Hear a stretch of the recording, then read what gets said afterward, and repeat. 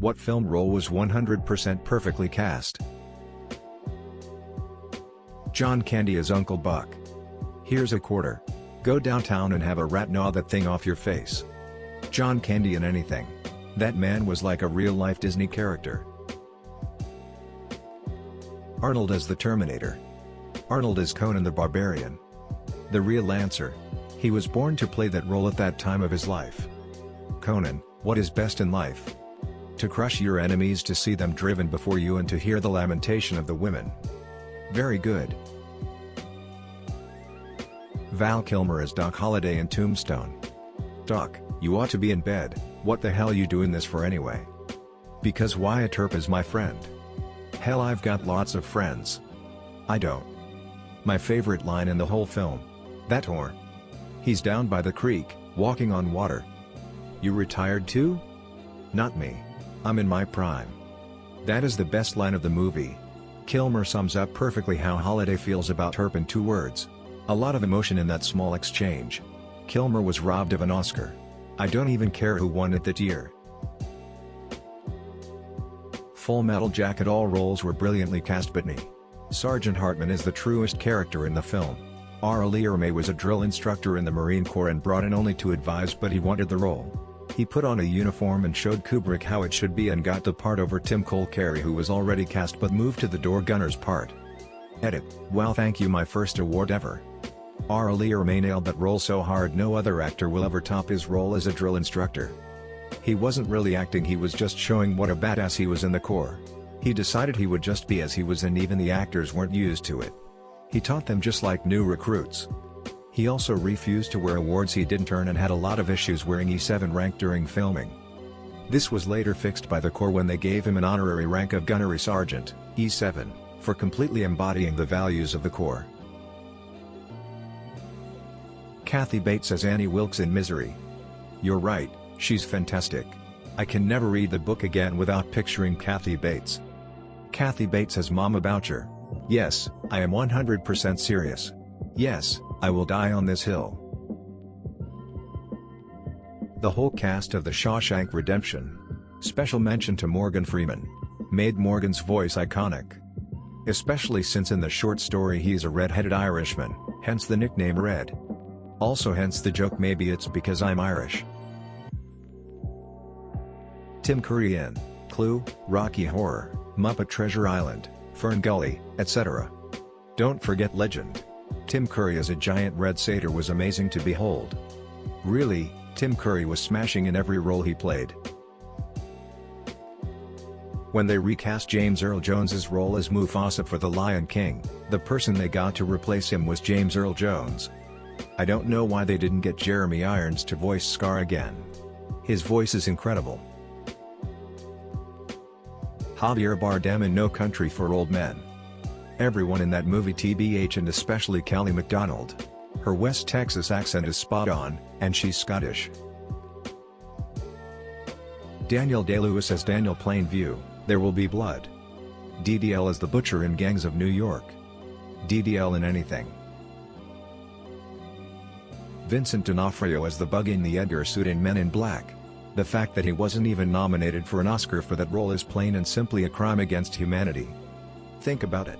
We all, well, cinephiles at least, are intimately familiar with who Vincent D'Onofrio is and what he looks like. And yet, there isn't a moment in that entire film when we aren't wholly convinced that he is anything other than a cockroach wearing human skin, uncomfortably. Actors get Oscars for playing humans with human problems. Not that far of a stretch for a human actor. But Vincent played a bug stuffed inside of ill-fitting skin, convincingly, and we snub him because we don't take comedy seriously. Slap yourself, Academy. Slap yourself right in the D. Every time I really think about it, I realize how damn good and convincing he is in that role. It's insane. The things he can do with his facial expressions are wild. I'm so pleased I'm not the only one who noticed this. Kudos. He's a dude playing a bug disguised as another dude. Anyone other than Andre the Giant as Fezzik would be inconceivable. If only he could have played the mountain that rides. Rest well, and dream of large women. One of the best lines of any movie. Patrick Stewart as Jean-Luc Picard. Definitely Anthony Hopkins as Hannibal. Anthony Hopkins as Mr. Ford in Westworld is great too. Anthony Hopkins is always a win. Edit, Dr. Ford. Alan Rickman in Galaxy Quest. Though I could have posted just Alan Rickman in the post would have still answered the question. Everyone in Galaxy Quest was perfectly cast. What do you mean cast? It's historical documents. Galaxy Quest is my favorite Star Trek film. Chris Tucker as Ruby Rhod from The Fifth Element. I heard they wanted Prince, but Chris was perfect. No one was ready for that. A ball of falsetto-voiced frenetic energy in a leopard print body stocking. If only we could all aspire to be remembered for that. Christian Bale for American Psycho. The ducking business card scene. Look at the subtle off-white coloring. The tasteful thickness of it. Oh my god, it even has a watermark. David Tennant as Crowley. Michael Sheen as Aziraphale. The hilarious thing about this is that Sheen was almost cast as Crowley. He was a longtime fan of the book and he and Gaiman developed a friendship that led into talks about him being in the series with the early assumption that he would play Crowley. After a while of thinking on it, Michael cracked and said to Neil that he thought he'd do a better job as Aziraphale. Neil's reaction was basically a sigh of relief and confirmation that he had been thinking the exact same thing. This is a very good thing, because David Tennant as Crowley was purely superb. He brings a level of fun to all his roles and Crowley was an exquisite example of that. Raul Julia and Angelica Houston as Gomez and Morticia. They were both perfect individually but the way they played off of each other took it to another level. Edit, oh snap, I got awards and such. Thanks. I feel good that my best comment ever is about the Addams family. It feels right. My favorite on-screen depiction of true love in a marriage. I would kill for her. I would die for her. Either way, what bliss. Don't torture yourself, dear. That's my job.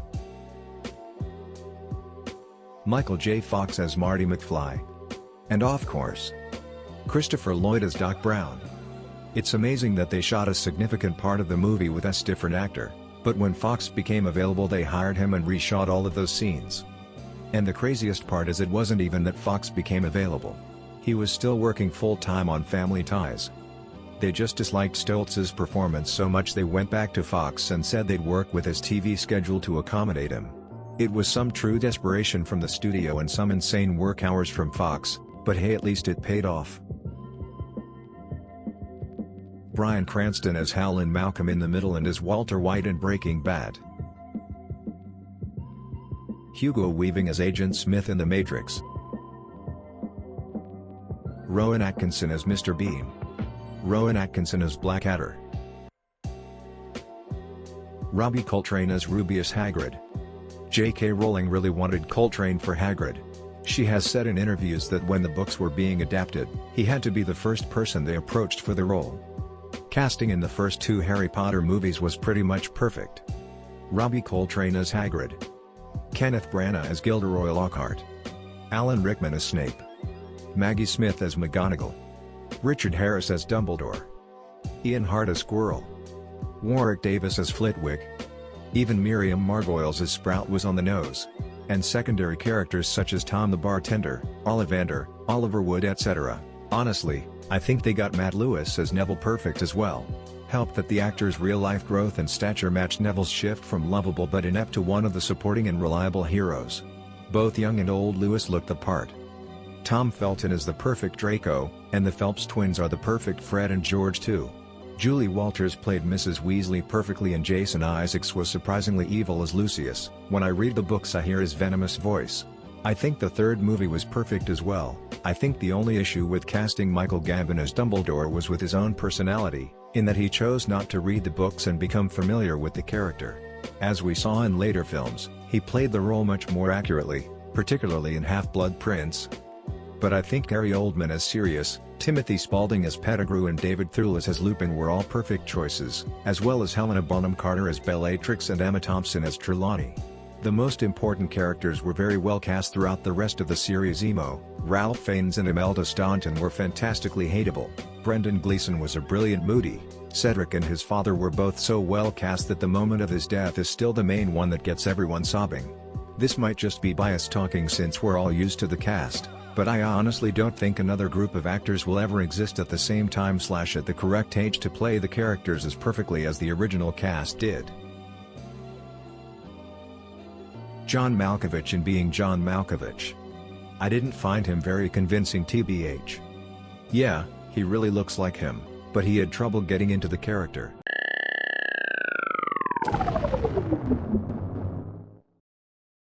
Thanks for watching. Please like and subscribe. I just want to make enough chicken nuggets that I can get a good boy like this one.